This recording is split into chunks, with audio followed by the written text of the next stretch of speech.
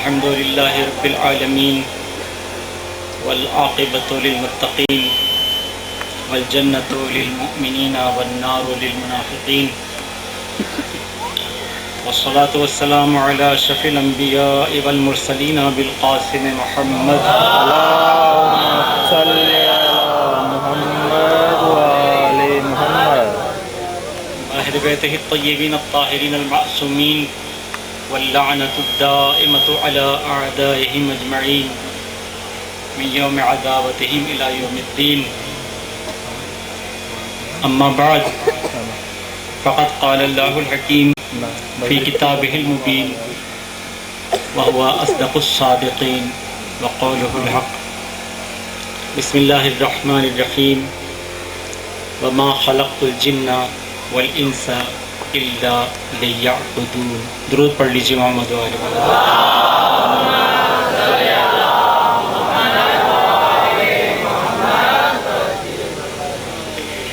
سیدھی سیدھی باتیں.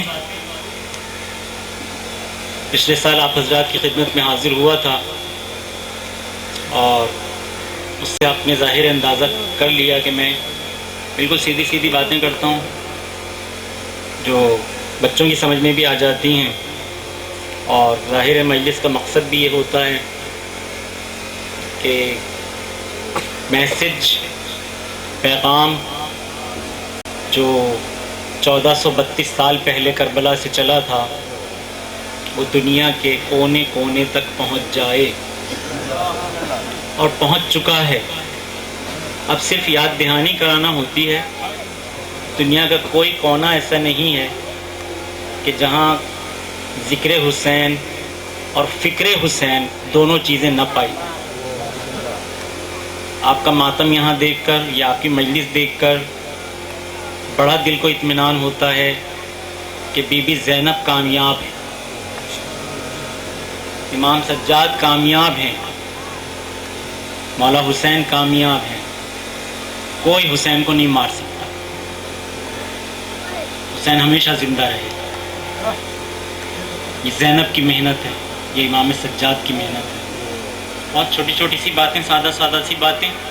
ابھی جب وہاں بیٹھے تھے چائے پر تو گفتگو ہو رہی تھی تو اسی سے مجھے موضوعات مل جاتے ہیں. بہت اچھا موضوع مل گیا. سورہ زاریات کی 52ویں آیت ہے. آیت کا نشان ہے 52. سورہ زاریات کوئی بھی جا کر قرآن مجید میں دیکھ سکتا ہے، موجود ہے.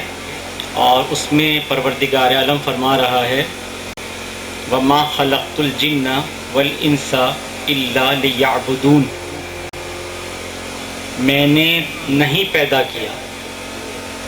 جملے کی ابتدا ہی نفی سے ہو رہی ہے. یہ نہیں فرما رہا ہے کہ میں نے پیدا کیا ہے.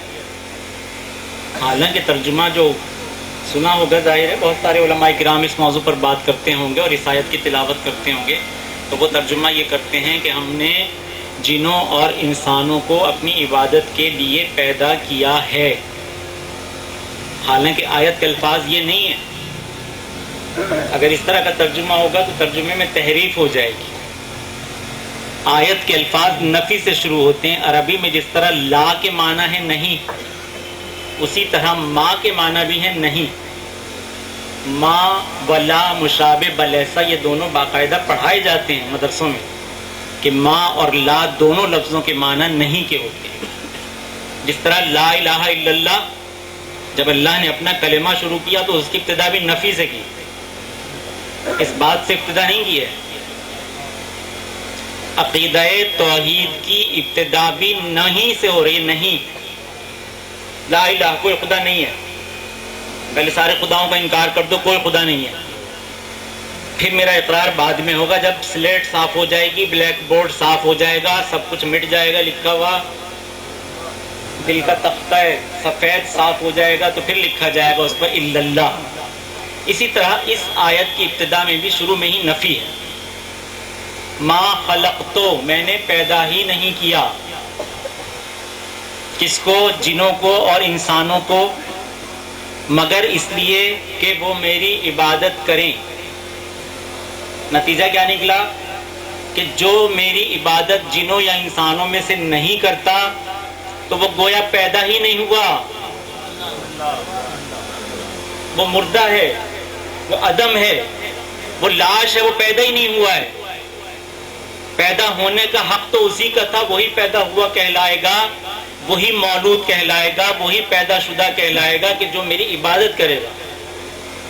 ماں خلق تو گویا اسے میں نے پیدا ہی نہیں کیا، اس کو کس نے پیدا کر دیا؟ اللہ تو کہہ رہے میں نے تو پیدا کیا نہیں. تو کسی نے تو پیدا کیا ہوگا نا. نظر بھی آ رہا ہے دنیا میں اور اللہ کہہ رہا ہے میں نے تو پیدا ہی نہیں کیا، میں نے تو صرف ان کو پیدا کیا جو میری عبادت کرتے ہیں. نفی کے جملے کا مطلب ہی یہ انحصار ہے کہ جو میری عبادت کی طرف متوجہ نہیں ہے وہ پیدا شدہ ہے ہی نہیں.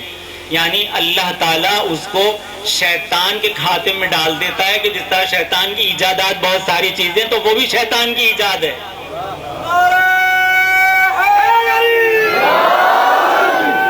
میرا پیدا کیا ہوا نہیں ہے، میں نے تو انہی کو پیدا کیا ہے جو عبادت کرتے ہیں. وَمَا خَلَقْتُ الْجِنَّ وَالْإِنسَ إِلَّا لِيَعْبُدُونَ. بہت محدود کر دیا ہے کہ صرف وہی پیدا شدہ ہوں گے جو میری عبادت کریں. اتنے بہت سارے سوال ذہن میں پیدا ہو گئے. سب سے پہلا سوال تو یہ پیدا ہو رہا ہے کہ بھائی اللہ کو عبادت کروانے کا اتنا شوق کیوں ہو رہا ہے؟ کہ کہہ رہا ہے میں نے جنوں کو بھی اور انسانوں کو بھی اس لیے پیدا کیا کہ میری عبادت کریں. بھائی تجھے کوئی کمی ہے عبادت کی؟ عبادت کرنے والے کم تھے جب انسان پیدا ہوا ہے. کتنے عبادت کرنے والے ہیں؟ ابھی تو بات ہو رہی تھی، ہم لوگ وہاں بیٹھے تھے، میں نے کہا نا کہ موضوعات مل جاتے ہیں. وہیں سے مجھے کاشف بھائی کے اتاق میں سے مل گیا موضوع، ٹھیک ٹھاک پسند ہے. تو اللہ تعالیٰ کے عبادت کرنے والے لوگ نہیں تھے جب آدم آئے. جب انسان دنیا میں آیا ہے، پہلا انسان آیا ہے، تو اللہ کی عبادت کرنے والے لوگ نہیں تھے. تو پھر جنہوں نے انسانوں کو کیوں پیدا کیا اور عبادت کرنے والے بھی کیسے؟ ایسی عبادت کر رہے ہیں، ایسی عبادت کر رہے ہیں کہ جو سجدے میں وہ سجدے سے سر ہی نہیں اٹھا رہا، جو رکوع میں وہ رکوع سے سر ہی نہیں اٹھا رہا، جو تشہد پڑھ رہا ہے وہ تشہد میں ہی ہے. اللہ کہتا ہے میں نے تو جنوں اور انسانوں کو عبادت کے لیے پیدا کیا. اب قرآن کہتا ہے میں نے جنوں اور انسانوں کو عبادت کے لیے پیدا کیا ہے، اور ہمارے مولوی صاحبان اور ہمارے پیر مرشد فقیر اور صوفیہ پتہ نہیں کون کون سے نام لیتے ہیں. بھوت ہوتے ہیں، بھوت پریت ہوتے ہیں، پریاں ہوتی ہیں، چڑیلیں ہوتی ہیں، ڈائنیں ہوتی ہیں، اور پتہ نہیں کیا کیا چیزیں ہوتی ہیں. بچوں کو ڈرایا جاتا ہے ادھر نہیں جانا قبرستان میں، وہاں ڈائن ہوگی، وہاں چڑیل ہوگی. ارے بھائی جب اللہ کہتا ہے کہ میں نے صرف پیدا ہی دو جنسوں کو کیا ہے، ایک جن اور ایک انسان، اس کے علاوہ جتنے وہ جانور ہیں جو میری باعقل اور باشعور مخلوق ہے جس پہ عبادت واجب کی گئی ہے، ظاہر عبادت تو ان پہ واجب کی جائے گی نا جن کے پاس عقل ہوگی.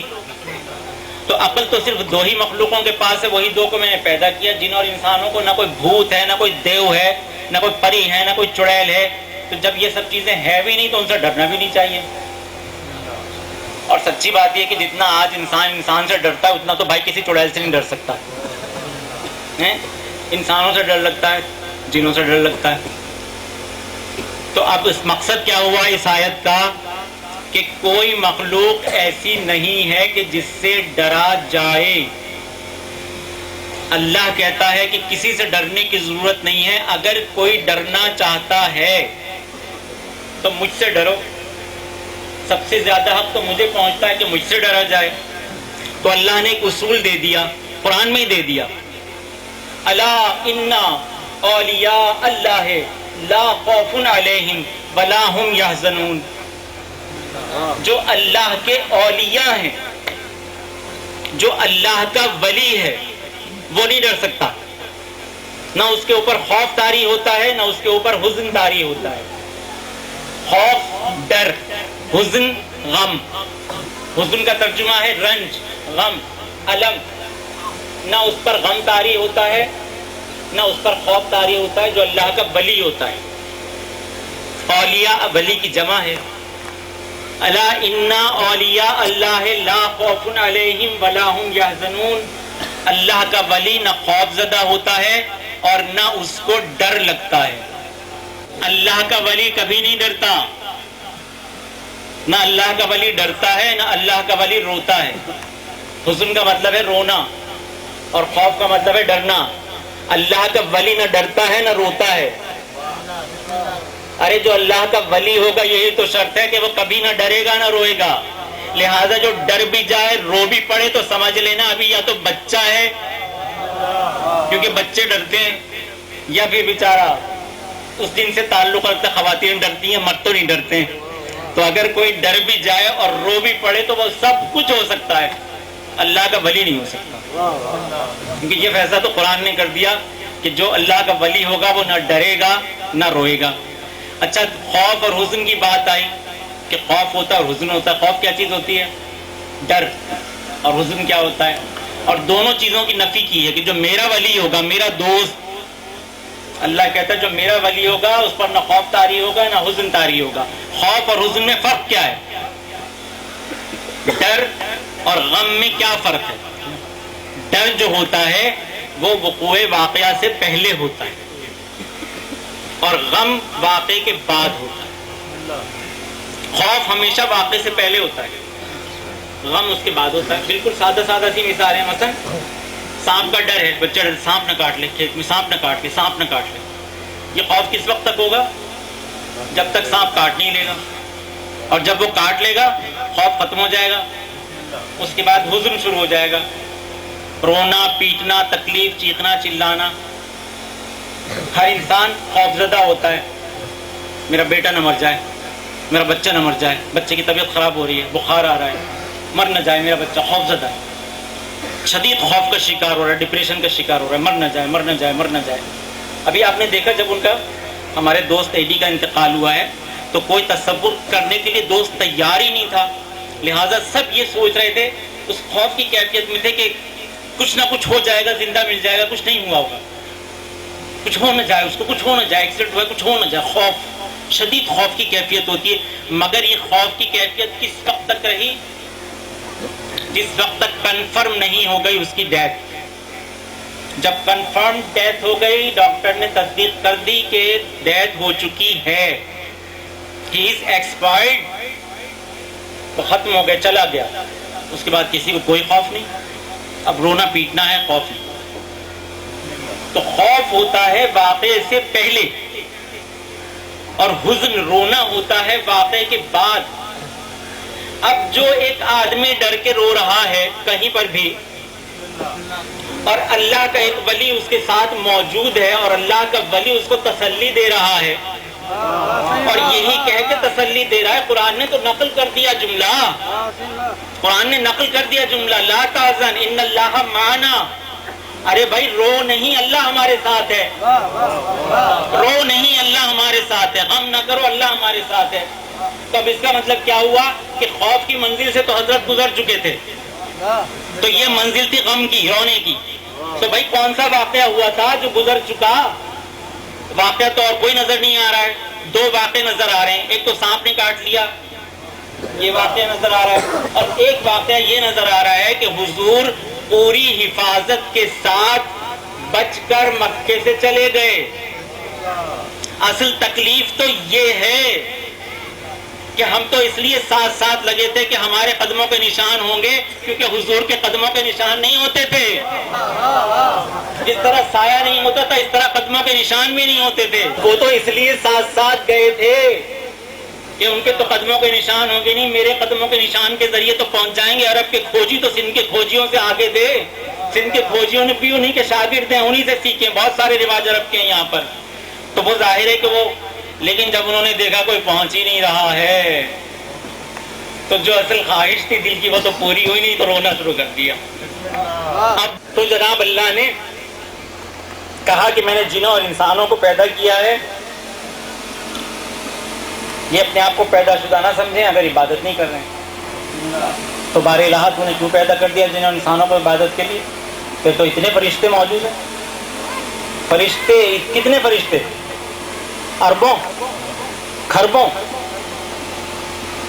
لِكُلِّ ذَرَّةٍ مَلَكٌ, کائنات میں جہاں جہاں کوئی ذرہ ہے, ایسے ذرے کہ جو خوردبین سے بھی نظر نہیں آتے. ایٹم تقسیم ہو چکا ہے, کتنے ذروں میں تقسیم ہوا اسے کون دیکھے گا؟ اب تو ایٹم بھی تقسیم ہو گیا، جبھی تو وہ ایٹم بم بنا اتنا. ہمارے زمانے میں پڑھایا جاتا تھا اجزاء لا تتجزا. ہمارے زمانے کا جو فلسفہ تھا ہماری طالب علمی کا، اس میں ہوتا تھا کہ کوئی چیز بھی آپ کاٹیں گے، لکڑی لوہا وغیرہ، تو آخر وہ ایک ایسی جگہ پہ جا کے ختم ہوگی کہ جو تقسیم نہیں ہو سکتا. لیکن سائنسدانوں نے تو اسے بھی تقسیم کر دیا اور اسی سے اتنی بڑی طاقت پیدا ہو گئی. تو اللہ اور اس کا رسول کہتے ہیں لکل ذرۃ ملک، کائنات کے ہر ذرے کے ساتھ ایک فرشتہ ہے. کون گن سکتا ہے بھائی؟ نہ کوئی سمندر کو گن سکتا ہے، نہ کوئی زمین کو گن سکتا ہے، نہ کوئی عرش کے تاروں کو گن سکتا ہے، نہ کوئی جسم کے بالوں کو گن سکتا ہے، نہ کوئی فرشتوں کو گن سکتا ہے کہ کتنے فرشتے ہیں. اتنے فرشتے عبادت کر رہے ہیں. اور کیسی عبادت کر رہے ہیں؟ ہمارے یہاں کوئی آدمی 2 رکعت نماز پڑھنے لگے اور اس کی پیشانی پہ ذرا سا سجدے کا نشان پڑ جائے، کہتے ہیں بابا فرشت ہوا. بھائی فرشت جیڑی عبادت تو کرے. یعنی فرشتہ اتنی خالص عبادت کرتا ہے، یہ سوچتے بیچارے فرشتے کی کوئی حیثیت ہی نہیں ہے. انسان تو افضل المخلوقات ہے، اشرف المخلوقات ہے، لیکن ان کی عبادت اتنی مشہور ہو چکی ہے کہ ہر آدمی کہتا بھائی فرشتوں جیسی عبادت کر رہے ہیں. ہاں امیر علی صاحب بہت عبادت کرنے والے بندے ہیں بھائی، تہجد کے پابند ہیں، فرشتوں سے بھی بڑھ گئے، فرشتوں جیسے ہیں، کم از کم فرشتوں جیسے تو ہیں. تو فرشتہ اتنی عبادت کر رہے ہیں. تو میرے معبود جب اتنی عبادت کرنے والے افراد موجود ہیں تیرے پاس، نہ انہیں بھوک لگ رہی ہے کہ انہیں جانا ہے وقفہ کرنا ہے، نہ انہیں پیاس لگ رہی ہے، نہ انہیں واش روم جانا ہے، نہ ان کی بیوی ہے، نہ بچہ ہے، نہ کوئی ذمہ داری ہے، وہ تو سجدہ ہی سجدہ کیے جا رہے ہیں، رکوع ہی رکوع کیے، اتنی خالص عبادت کر رہے ہیں. اور پھر بھی تو کہہ رہا ہے کہ میرا دل نہیں بھرتا. وہ کہہ رہا ہے یہی تو وجہ ہے، یہی وجہ ہے کہ فرشتوں جو عبادت کر رہے ہیں وہ تو مجبوری کی عبادت ہے. عبادت نہیں کریں گے تو کیا کریں گے؟ جورو نہ جاتا اللہ میاں سے نہ آتا، بیوی بچے تو ہے نہیں، کوئی ذمہ داری تو ہے نہیں. وہ کہتا ہے میں ایسی عبادت چاہتا ہوں کہ زندگی کی ساری ذمہ داریوں میں گھرے رہو. لا رہبانیت فی الاسلام، اسلام میں رہبانیت نہیں ہے. شادی نہ کرو، اسلام میں رہبانیت نہیں ہے کہ شادی نہ کرو، بیوی نہ ہو، بچے نہ ہو. جنہوں نے یہ کہا تھا کہ شادی نہ کرو، شادی کرنا بری بات ہے، پادری کو شادی کی ابھی تک اجازت نہیں ہے، نن کو شادی کی ابھی تک اجازت نہیں ہے. وہ اخبار پڑھ لیں، دیکھ لیں دنیا میں کیا ہو رہا ہے. پادری صاحب کے 3,500 کیس نکلے ہیں زنا کے. اور اب پوپ جان پال دوم سوم سے یہ درخواست کی گئی ہے کہ چرچ کو پادریوں اور ننس کو شادی کی اجازت دینا چاہیے. یہ ہے اسلام جو سر چڑھ کے بولتا ہے. جادو وہ ہے جو سر چڑھ کے بولتا ہے. اسلام نے کہا تھا کہ جو شادی نہیں کرتا وہ مجھ سے تعلق ہی نہیں رکھتا. سرکار نے فرمایا جو شادی نہیں کرتا اس کا ہم سے واسطہ ہی کوئی نہیں، وہ ہم سے ہے ہی نہیں، وہ کافر ہے. النکاح من سنتی لیسا من سنتی، جس نے میری سنت پہ عمل نہیں کیا فلیسا منی، اس کا مجھ سے کوئی تعلق نہیں. جس نے میری سنت پر عمل نہیں کیا وہ النکاح من سنتی فمن رغب عن سنتی. میں حدیث کے الفاظ بھول رہا تھا. النکاح من سنتی، نکاح میری سنت ہے. فمن رغب عن سنتی، جس نے میری اس سنت پر عمل نہیں کیا فلیسا منی، اس کا مجھ سے کوئی تعلق نہیں. بھائی وہ اپنے آپ کو مسلمان نہیں کہہ سکتا. مسلمان وہ کہے گا جو نکاح کر لے گا. اتنا ضروری ہے نکاح. کیوں ضروری ہے اتنا؟ یہ میرا موضوع اس وقت نہیں، کبھی شادی کے موضوع پہ تقریر کروں گا تو بتاؤں گا کہ نکاح اتنا ضروری کیوں ہے کہ نکاح نہ کرنے سے مسلمان کافروں کی طرف چلا جاتا ہے. اور حضور نے فرمایا میرے ماننے والوں میں سے جو کنوارا مر جائے گا سب سے بدترین موت اس کی ہوگی. اشرار و موتاکم العزاب، تم میں سے جو پرانے آباد کے رہنے والے بڈھے کنوارے مر جائیں گے ان کی موت بہت بدتر ہو. اگر مر جائیں گے تو بغیر شادی کیے ہوئے، شادی کرنے کے اسباب مہیا ہونے کے باوجود، کوئی آدمی شادی کرنے کے قابل نہیں ہوتے، ایک الگ مسئلہ ہے. تو فرشتوں کی ذمہ داری کوئی ہے ہی نہیں. تو پروردگار کہتا ہے مجھے تو ایسی عبادت چاہیے ہے کہ دنیا کے تمام جھنجھٹوں میں گرا ہوا ہو اور اس کے باوجود ان سے دامن چھڑا کے آئے اور آ کر اتنی گم ہو کر میری عبادت کرے، سب کچھ بھول جائے. کیسی بیوی، کہاں کے بچے، کون سی تعلیم، کیسا ادارہ، کون سی نوکری، اتنا گم ہو جائے، اتنا گم ہو جائے میری ذات میں، اتنا گم ہو جائے، میں ایسی عبادت چاہتا ہوں کہ نماز پڑھتے میں اس کے پیر سے تیر کھینچ لیا جائے، اسے پتہ ہی نہ چلے۔ میں نے نہیں پیدا کیا جنوں اور انسانوں کو مگر اس لیے کہ وہ میری عبادت کریں۔ عبادت کیا چیز ہے عبادت بھائی؟ کسی کے سامنے بھی آپ کہیے عبادت کریے، بڑا عبادت گزار بندہ ہے، کیا مطلب؟ یعنی بہت نماز پڑھتا ہے، یہ بڑا عبادت گزار بندہ ہے، کیا مطلب؟ یعنی بہت روزے رکھتا ہے، یہ بڑا عبادت گزار بندہ ہے۔ عبادت کے لفظ کے ساتھ ہی سب کے ذہن میں جا نماز، چٹائی، مصلی، مسجد، سجدہ، تسبیح، یہ چیزیں آنا شروع ہو جاتی ہیں۔ یعنی عبادت نماز پڑھنا ہے، بڑی عبادت۔ اچھا، یہ چیزیں ظاہر ہے ہر دور میں ہر انسان کے ذہن میں آتی ہیں، تو کسی شاعر صاحب کے ذہن میں بھی یہ چیز آ گئی تھی کہ بھائی خالی نماز پڑھنا عبادت نہیں ہے، خالی روزہ رکھنا عبادت نہیں ہے، تو انہوں نے شعر کہہ دیا، انہوں نے فرما دیا کہ درد دل کے واسطے پیدا کیا انسان کو، ورنہ طاعت کے لیے کچھ کم نہ تھے کروبیاں۔ کروبیاں کہتے ہیں سب سے اونچے فرشتوں کو، کروبی اس کا واحد ہے، اور اس نام سے ٹی وی پر ایک ڈرامہ آ چکا ہے، کروبی۔ کروبی، مجھ سے اس زمانے میں لوگوں نے پوچھا کروبی کے کیا معنی ہے، میں نے کہا کیوں پوچھ رہا بھائی؟ کہنا ٹی وی پر ڈرامہ آ رہا ہے، اس کا نام ہے کروبی۔ کروبی کہتے ہیں ملائے اعلیٰ کے فرشتوں کو، سب سے اونچے فرشتوں کو، کروبیان اس کی جمع ہے۔ تو شاعر صاحب کہتے ہیں کہ اللہ نے انسان کو اطاعت کے لیے پیدا نہیں کیا ہے، وہ تو فرشتے بہت تھے عبادت کے لیے، بلکہ اللہ نے انسان کو تو پیدا کیا ہے ایک دوسرے سے محبت کرنے کے لیے، درد دل کے لیے۔ تو کوئی شاعر صاحب کو میں کہتا ہوں بتا دے کہ درد دل عبادت نہیں ہے، وہی کانسیپٹ کہ عبادت کا مطلب ہے مصلی، عبادت کا مطلب ہے مسجد، عبادت کا مطلب ہے سجدہ، عبادت کا مطلب ہے تسبیح، صرف یہ عبادت نہیں ہے۔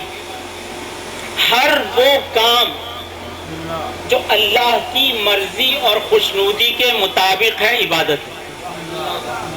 اگر اللہ کی مرضی کے مطابق آپ زندگی گزار رہے ہیں تو آپ کا ہر سانس جو اندر جا رہا ہے وہ لینا عبادت ہے، ہر وہ قدم جو اٹھ رہا ہے عبادت ہے، ہر آپ کی وہ نشست و برخاست جو ہو رہی ہے وہ عبادت ہے۔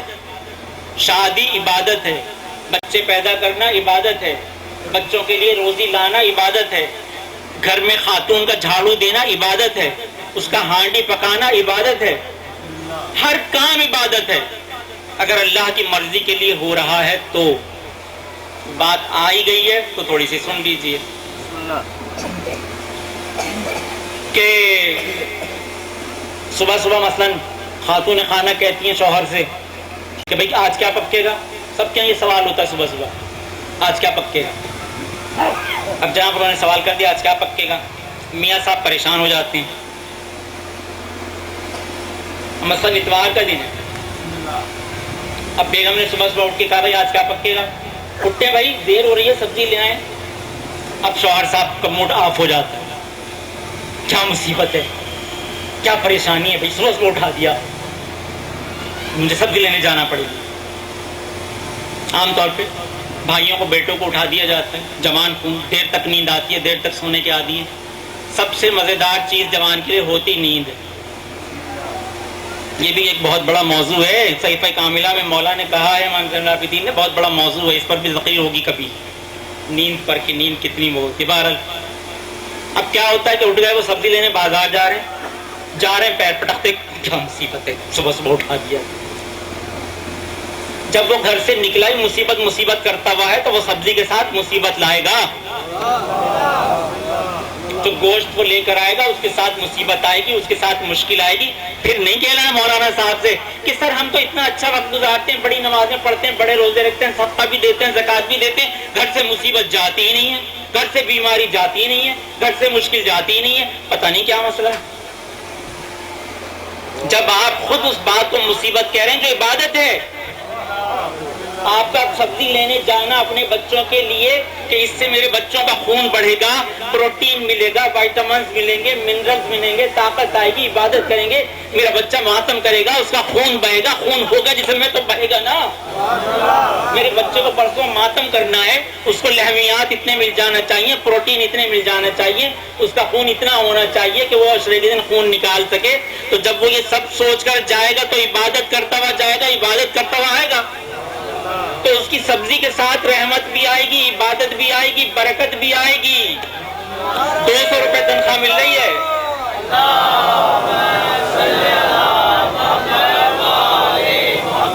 کہتے ہیں مجھ سے بڑے بڑے وڈیرے کسائی، اس کی تو بیچارے کی 5000 روپے تنخواہ، کیسے گزارا کرتے ہوں گے؟ ہمارے پاس تو کروڑوں روپے، ہمارا گزارا نہیں ہو رہا۔ ارے بھائی تم تو مصیبت کر رہے ہو، تمہارا گزارا کیسے ہوگا؟ وہ تو کہتا ہے یا اللہ تیرا شکر ہے، مجھے 5000 روپے مل گیا، تیرا شکر ہے پروردگار، تیرا شکر ہے۔ منٹ پہ شکر ادا کرتا ہے۔ وہ تو سبزی لینے جاتا ہے، سڑے ہوئے آلو ملتے ہیں اس کو 2 روپے کلو، کہتا ہے اللہ تیرا شکر ہے، ملے تو تو نے دیے، تو یہ بھی نہ دیتا تو ہم کیا کر لیتے؟ تیرا کرم ہے، تیرا احسان ہے۔ تو ظاہر ہے کہ جب وہ رحمت کی دعا لے کے جاتا ہے تو رحمت کی دعا لے کر بھی آتا ہے۔ تو عبادت نماز روزے میں منحصر نہیں ہے، ہر وہ کام جو اللہ کی وجہ سے آپ کر رہے ہیں۔ اگر آپ ناخن اس لیے کاٹ رہے ہیں کہ اللہ نے کہا ہے 7ویں دن جمعرات کو یا جمعے کو ناخن کاٹ لو، تو ناخن کاٹتے جائیں گے، عبادت ہوتی جائے گی۔ آپ اس لیے بال بنوا رہے ہیں کہ اللہ نے کہا ہے، اللہ کے رسول نے کہا ہے۔ ایک صحابی آ گئے تھے بال بکھرائے ہوئے، برابر میں آ کر بیٹھ گئے، حضور کو اتنا غصہ آیا کہ آپ نے اس سے ڈائریکٹ خطاب نہیں کیا، دوسری طرف موڑ کر کے دوسرے صحابیوں سے کہا اس سے اتنا نہیں ہوتا کہ کنگھی کر لیا کرے۔ کتنا ناراض ہوئے سرکار کہ اس کی طرف سے منہ موڑ کے یوں کر کے دوسروں سے کہا اس سے اتنا نہیں ہوتا کہ کنگھی کر لیا کرے، کیوں رکھیں بال؟ جب نہیں کنگھی ہوتی تو نہ رکھے بال، سب منڈوا لے۔ تو اگر یہ سوچ کر یہ حدیث آپ کے پاس ہے اور آپ کی تربیت ہو چکی ہے اور آپ کو معلوم ہے کہ میرا ہر عمل عبادت بن سکتا ہے اگر آپ بنانا چاہیں۔ عبادت صرف مسجدوں میں نہیں ہوتی، عبادت صرف امام بارگاہوں میں نہیں ہوتی، ہر گھر میں، ہر لمحہ، ہر وقت، بازار میں، میدان میں، جنگل میں، شہر میں، بیابان میں، جہاں بھی آپ اللہ کی مرضی کا کام کریں گے عبادت۔ عبادت منحصر نہیں ہے نماز روزے میں، جو کام بھی اللہ کی مرضی کے لیے ہوگا وہ عبادت ہے، چاہے وہ روٹی آگے سے اٹھا کے دے دیں تب عبادت ہے، اور اتنی بڑی عبادت ہو جائے گی کہ سورت بھی آ جائے گی۔ جو کام اللہ کی مرضی کے لیے کر لیں، چاہے اونٹوں کی قطار دے دیں،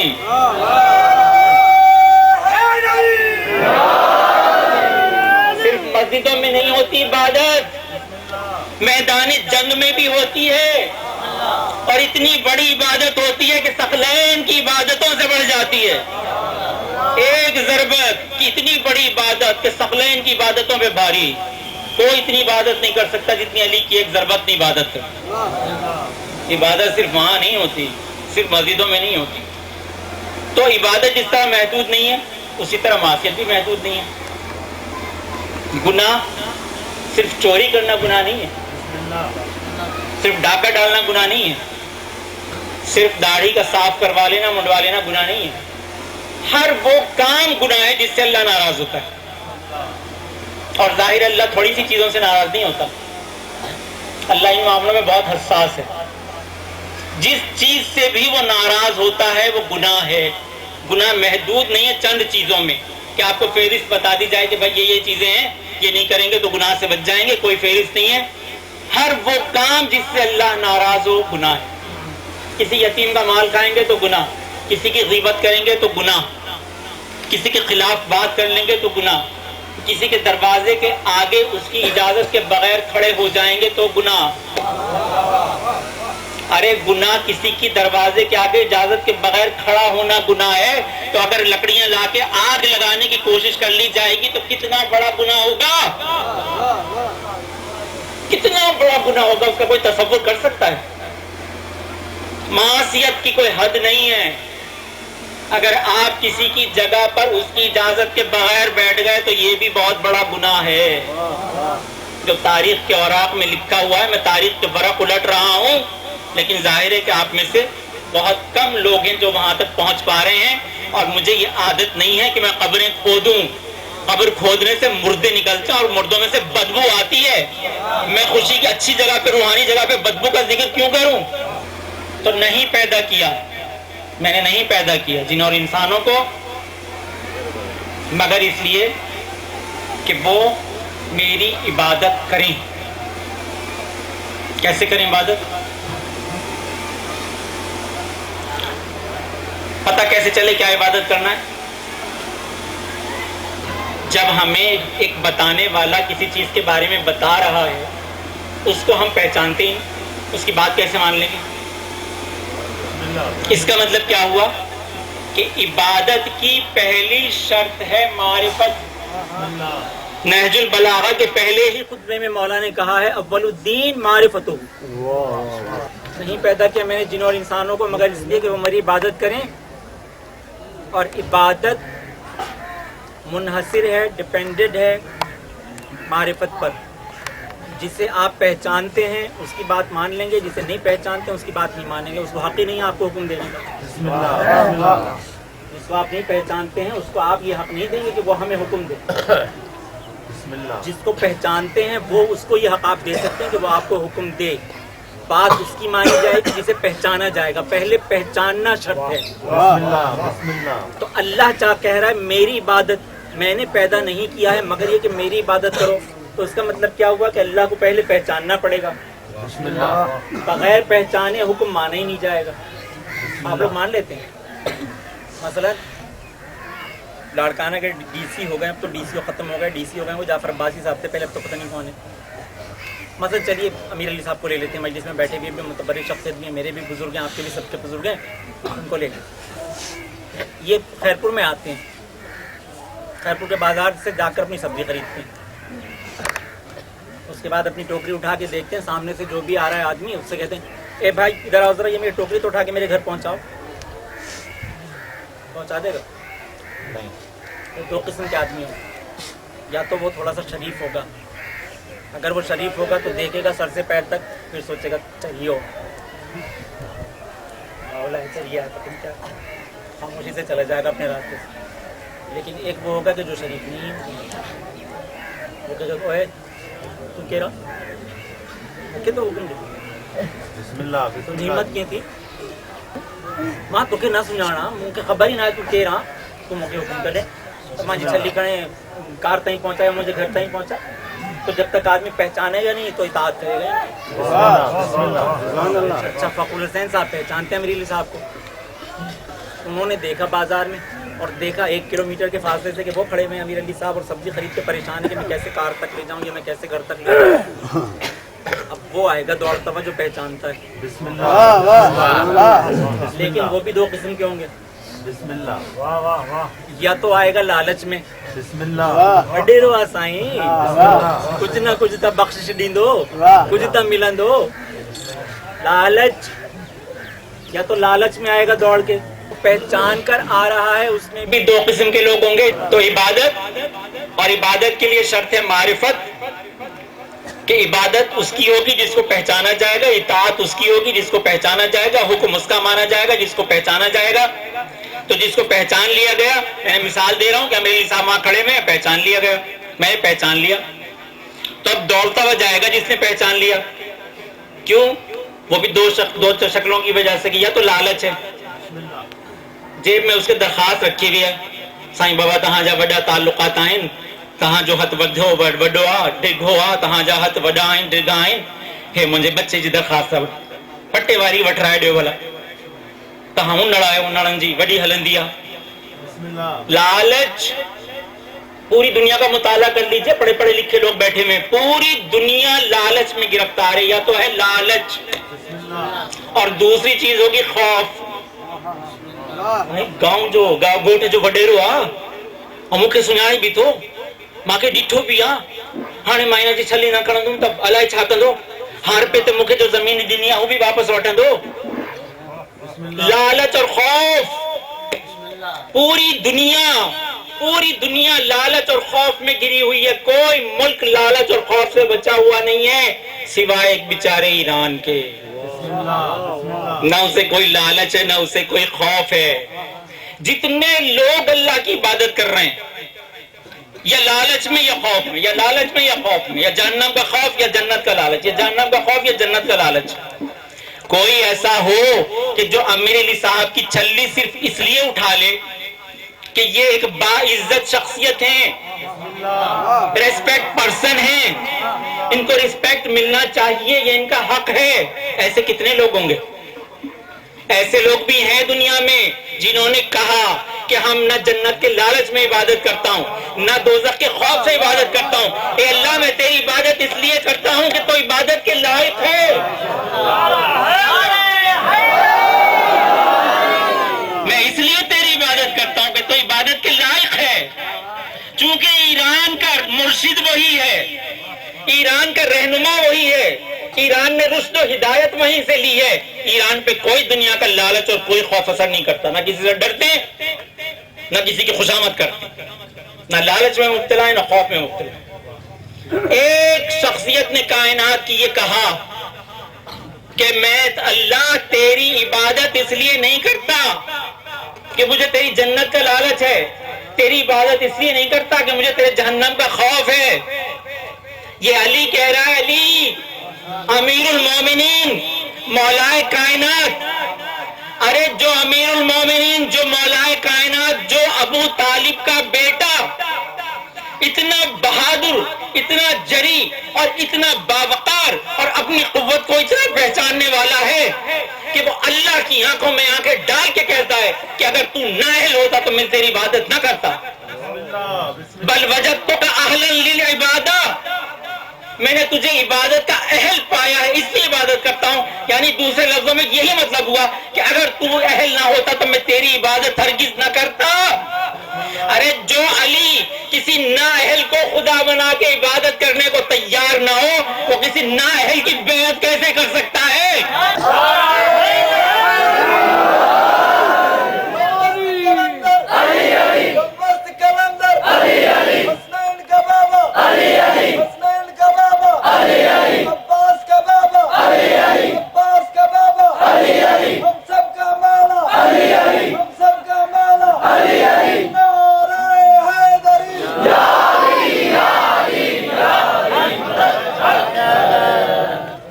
تو کاہے کے لیے پیدا کیا گیا؟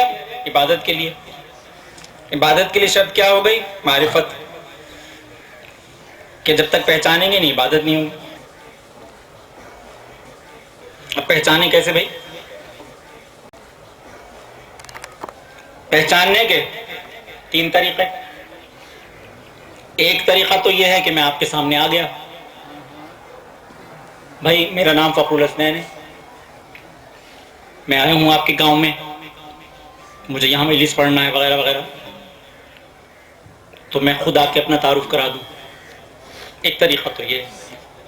ایک طریقہ یہ ہے کہ آپ خود مجھ سے پوچھ لیں، بھائی صاحب اجنبی لگ رہے ہیں اس گاؤں میں، کون ہیں آپ، کہاں سے آئے ہیں، اکیلے اکیلے کھڑے نظر آ رہے ہیں، کون ہیں، کیا نام ہے آپ کا؟ ایک طریقہ یہ ہو سکتا ہے۔ ایک تیسرا طریقہ یہ ہے کہ نہ آپ میرے پاس آ رہے ہیں نہ میں آپ کے پاس جا رہا ہوں، ایک درمیانی واسطہ ہے جو بتا رہا ہے بھائی یہ ایک مولانا صاحب ہوتے ہیں، وہ خیرپور میں رہتے ہیں، اسی طریقے سے مجلس پڑھتے ہیں، اسی طریقے سے درس دیتے ہیں، درمیانی واسطہ تعارف کروا دے گا۔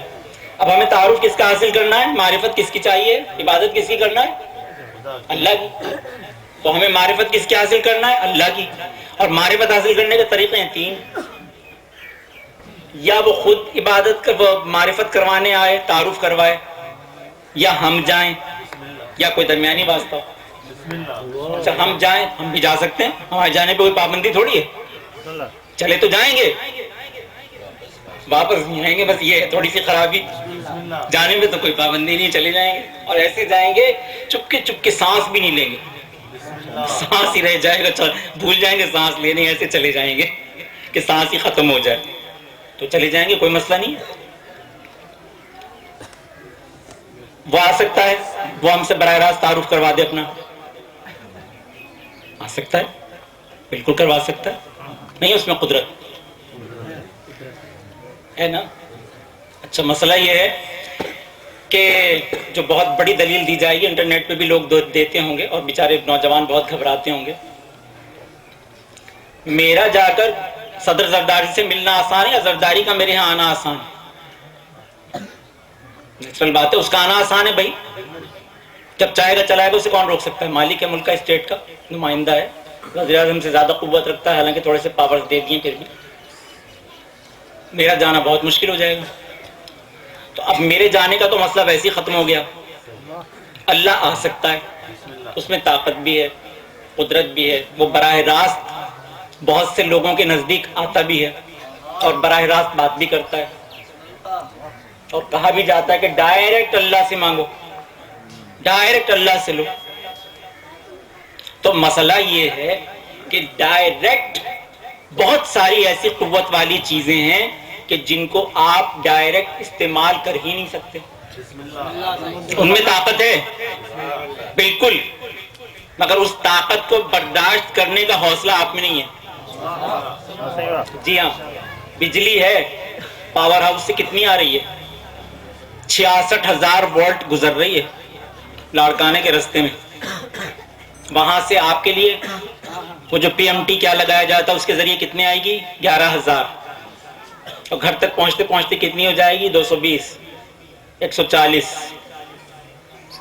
اگر وہ گڈو تھرمل پاور پورا آپ کے گھر کی بجلی جلانے کے لیے بھیج دیا جائے، ارے اتنی سی زیادہ ہو جاتی ہے، دو سی تھوڑی سی ذرا سی تو فریج جل جاتا ہے، ختم ہو جاتا ہے سب کچھ. سارے آلات جتنے بھی ہیں الیکٹریکل وہ سب تباہ و برباد ہو جاتے ہیں تھوڑی سی اس کے زیادہ ہو جانے سے. اگر زیادہ ہو گئی تو پاور کا برداشت کرنا بھی تو ایک چیز ہے.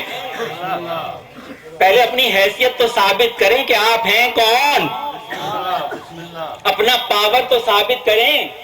1 ایکڑ زمین کو پانی آپ دینا چاہتے ہیں، یہ آپ کے برابر میں دریائے سندھ بہ رہا. دریائے سندھ میں طاقت نہیں ہے کہ وہ 1 ایکڑ کو سیراب کر دے، نہیں ہے طاقت. کون منع کرے گا بھائی؟ دریائے سندھ میں بہت طاقت ہے. وہ 1 ایکڑ کیا، وہ تو رخ موڑ دیں اس کا تو زمین ہی نہیں رہے گی. دریا تو آ جائے گا، زمین ہی ختم ہو جائے گی، اجڑ جائے گی زمین ہی، تباہ و برباد ہو جائے گی. اس کا مطلب کیا ہوا کہ بہت سی پاور والی چیزوں کو برداشت کرنے کے لیے اتنا بڑا ظرف بھی تو ہونا چاہیے. 5 کلو گوشت پکانے کے لیے پتیلا بھی تو بڑا ہوگا. 12 کلو کی بریانی بنوانے کے لیے دیگ لانا پڑے گی نا، تو ظرف بھی تو اتنا بڑا. کوئی ہاتھ بھی خریدے گا تو اس کو اپنے گھر میں دروازہ کتنا بڑا لگانا پڑے گا. ارے تم اللہ سے ڈائریکٹ ملنا چاہ رہے ہو، اللہ ڈائریکٹ آ سکتا ہے. تم میں اتنی ہمت ہے؟ ایک مٹھی مٹی، اور وہ بھی کتنی غلیظ. انسان کو اتنا ذلیل کر کے پیدا کیا ہے اللہ نے، اتنا ذلیل کر کے پیدا کیا، اتنا ذلیل کیا ہے کہ کبھی وہ سر نہ اٹھا سکے، مگر پھر بھی خدائی کا دعویٰ کرتا ہے. کس چیز سے بنایا؟ اتنے نجس قطرے سے کہ جس کے بعد غسل جنابت واجب ہو جاتا. 9 مہینے تک کھایا کیا اس نے؟ اتنی گندگی، اتنا گند کھلایا گیا اس کو 9 مہینے تک. اور اس کے بعد جب پیدا ہوا تو سر پہلے، سر کے بل نجاست میں ڈوبے ہوئے جاؤ. اور اس کے بعد پیدا ہو گیا. اب جسم کا اندازہ ہے کہ جسم میں کتنی نجاست بھری ہوئی ہے سب کے، اوپر سے نیچے تک غلیظ، بلغم، خون اور پتہ نہیں کیا کیا الا بلا. اتنا گندا کر کے پیدا کیا. مر جائے تو غسل میت واجب، کوئی چھو لے تو اس پہ غسل میت واجب. پیدائش بھی گندی، موت بھی گندی، زندگی میں بھی سارا اوپر سے نیچے تک گندا. جب تک وضو نہ کر لے نماز نہیں پڑھ سکتا، غسل نہ کر لے مسجد میں نہیں جا سکتا، امام بارگاہ میں نہیں جا سکتا، یہاں نہیں جا سکتا، وہاں نہیں جا سکتا. سر سے پیر تک گندگی گندگی، گندا ہی گندا گندا رکھا اس نے. اس کے باوجود اتنا کرتا ہے، اور اس کے باوجود کہتا ہے ڈائریکٹ اللہ سے بات کریں گے، اللہ تک ڈائریکٹ جائیں گے، ڈائریکٹ اللہ سے بات کریں گے. ارے اپنے محبوب سے تو وہ ڈائریکٹ بات نہیں کر رہا، تم سے ڈائریکٹ بات کر لے گا. اللہ تعالیٰ نے فرشتوں کو کیوں پیدا کیا بھائی؟ عبادت کے لیے نہیں پیدا کیا. یہ تو میں نے بتایا ہے کہ فرشتے عبادت کرتے ہیں. دنیا کا کوئی مسلمان یہ نہیں مانتا کہ فرشتوں کو عبادت کے لیے پیدا کیا گیا. عبادت کے لیے نہیں پیدا کیا گیا. اور یہ میں ثابت کر سکتا ہوں. سارے بچے پڑھے لکھے بیٹھے ہوئے ہیں. 10ویں کی کلاس میں کتاب موجود ہے, آسان اردو پڑھنا پڑتی ہے سندھی مدر ٹنگ والے بچوں کو. اور اس آسان اردو کا پہلا ہی سبق حق کا پیغام, سید سلیمان ندوی کا لکھا ہوا سبق حق کا پیغام. اور اس سبق میں یہ بتایا گیا ہے کہ ہر مسلمان کا یہ فرض ہے کہ وہ سب سے پہلے اللہ پر ایمان لائے گا اور اس کے بعد فرشتوں پر ایمان لائے گا. آپ کے اور دوسروں کے اصول دین میں فنڈامنٹلز اور پرنسپلز میں فرق ہے. آپ کہتے ہیں اول توحید, دوسرے عدل, تیسرے نبوت, چوتھے امامت, پانچویں قیامت. اور وہ کہتے ہیں آمنت باللہ و ملائکتہ و کتبہ, وہ تو رسولوں سے بھی پہلے فرشتوں پہ ایمان لاتے ہیں. تو فرشتوں پر ایمان لانا اتنا ضروری کیوں ہو گیا کہ اگر فرشتوں پہ ایمان نہ لائیں تو مسلمان ہی نہ رہیں؟ اتنا ضروری ہے ایمان لانا کہ اگر وہ یہ نہ کہیں آمنت باللہ و ملائکتہ تو مسلمان نہیں رہیں گے. اور اس کتاب میں یہ لکھا ہوا ہے, اسی اردو کی کتاب میں, آسان اردو میں یہ لکھا ہوا ہے کہ اللہ تعالیٰ نے فرشتوں کو اس لیے پیدا کیا ہے کہ وہ اللہ کے عطا کردہ کاموں کو مقررہ وقت پر مقررہ طریقے سے قاعدے کے تحت انجام دیتے رہیں. پوری ذمہ داری سے پڑھ رہا ہوں, کتاب موجود ہے, یہاں بھی اسکول ہوگا, میٹرک کی کتاب میں موجود ہے. میٹرک کی کتاب میں جملہ پڑھ لیجیے, آسان اردو میں جملہ لکھا ہوا ہے کہ اللہ نے فرشتوں کو اس لیے پیدا کیا ہے کہ اس کے دیے ہوئے کاموں کو مقررہ وقت میں قاعدے قانون کے تحت انجام دیتے رہیں. یہ کس قسم کا خدا تم مان رہے ہو کہ جو کوئی کام بھی خود نہیں کر سکتا فرشتوں سے کام کروا رہا ہے؟ فرشتوں پہ تو ہر مسلمان کا ایمان ہے. تو اس وقت کیوں نہیں یاد آتا کہ اللہ تو طاقتور ہے, اللہ تو سب سے بڑی قوت رکھتا ہے, تو ہر کام خود کیوں نہیں کرتا؟ بھائی کسی کو موت دینا ہوگی ملک الموت کو بھیج دے گا, خود کیوں نہیں موت دے رہا؟ میرے پاس آئے گا ملک الموت, میں تو واپس کر دوں گا. اے تم کون ہو بھائی میری جان لینے والے؟ اللہ کی ہے نا جان, اللہ کو دینا تو اللہ کو دوں گا. تم کون ہو بھائی میری جان لینے والے؟ فرشتہ کیوں آئے گا؟ ہر مسلمان کہتا ہے کہ رزق اسرافیل تقسیم کرتے ہیں, وہی جبرائیل لے کر آتے ہیں, فلاں کام فلاں فرشتہ کرتا ہے. 70,000 فرشتے سورج کو صبح کھینچ کے لاتے ہیں, طلوع کرتے ہیں, شام کو کھینچ کے لائے آتے ہیں, غروب کرتے ہیں. اتنے فرشتے یہ کرتے ہیں, اتنے فرشتے وہ کرتے ہیں. اللہ کی طاقت کہاں ہے بھائی؟ ابھی تو تم کہہ رہے تھے کہ اللہ طاقتور ہے, اللہ پوری طاقت رکھتا ہے, اللہ کل شیء قدیر ہے, اس سے ڈائریکٹ مانگو وہ سب کچھ دے سکتا ہے. ابھی تو تم یہ کہہ رہے ہو, تھوڑی دیر بعد یہ کہہ رہے ہو کہ وہ ہر کام اپنا فرشتوں کے ذریعے کرواتا ہے. جب وہ خود اپنا ہر کام فرشتوں کے ذریعے کرواتا ہے تو تم کیسے جا سکتے ہو؟ اصل طاقت تو اس کے پاس ہے, آسانی سے تو وہ آ سکتا تھا. جب وہی نہیں آ رہا تمہارے پاس تو تمہارے پاس تو طاقت ہی نہیں ہے. تم پرائم منسٹر تک تو پہنچ نہیں سکتے, خدا تک پہنچو گے. نہیں پیدا کیا مگر عبادت کے لیے. عبادت کے لیے شرط معرفت. معرفت کے 3 طریقے, یا خود تعارف کروا لے, یا کوئی دوسرا تعارف کروا دے, یا وہ خود آ جائے تعارف کے لیے. طے ہو گیا کہ نہ وہ خود آئے گا نہ ہم جائیں گے, تو اب ایک تیسرا راستہ رہ جاتا ہے جو تعارف کروائے گا. وہ اس نے بتا دیا سورہ جمعہ میں, وَالَّذِي بَعَثَ فِي الْأُمِّيِّينَ رَسُولًا مِّنْهُمْ يَتْلُو عَلَيْهِمْ آيَاتِهِ وَيُزَكِّيهِمْ وَيُعَلِّمُهُمُ الْكِتَابَ وَالْحِكْمَةَ. حضور فرماتے ہیں انی بعثت معلما, میں تو بھیجا ہی معلم بنا کر گیا ہوں. میں بتاؤں گا اسلام کیا ہے, میں بتاؤں گا, میں صرف میں اور کوئی نہیں. اور کسی کی سنت نہیں چلے گی. سنت صرف اسی کو کہا جائے گا جو رسول کی ہوگی.